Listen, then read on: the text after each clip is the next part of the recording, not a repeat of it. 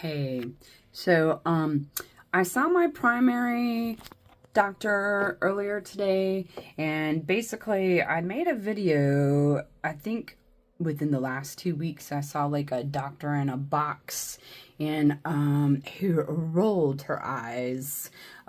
She's like, fibromyalgia. And then I said something about my ribs, how they've been inflamed, and I've read about it. And I also received the fibromyalgia newsletter. So it's also published articles about fibromyalgia and costochondritis, which is the inflammation of the ribs. And it can happen. She was like, you can't possibly have that because you haven't been coughing hard enough.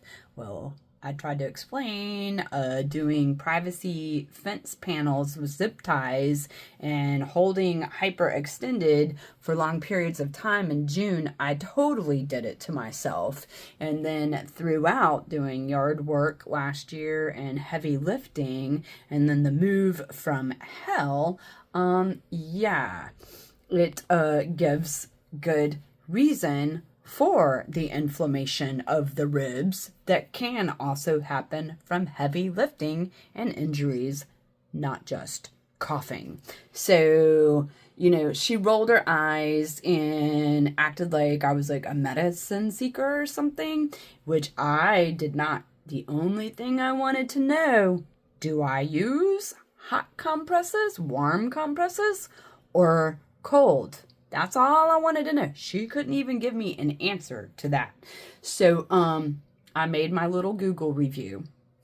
And today my doctor is awesome because, 80% to 90% of our problems are from what we eat. But then sometimes it isn't.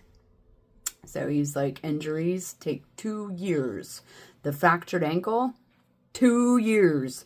Your ribs, 2 years. You have to be careful. And this is for anybody, any age. It takes about 2 years for your body to optimally heal from whatever. Okay, so you have to think about pacing yourself, adapting, modifying, changing up the way you do things so you don't re-injure and continue to deal with that, whatever it is. So, and I also, right at the end, was like, oh, I also read about B and how if you have not been taking and you don't have your source for your Bs, like B6, B12, blah, blah, blah, that can also cause costochondritis in fibromyalgia patients, or probably just people that have a little bit more sensitivities in your immune systems and nervous systems, like stress.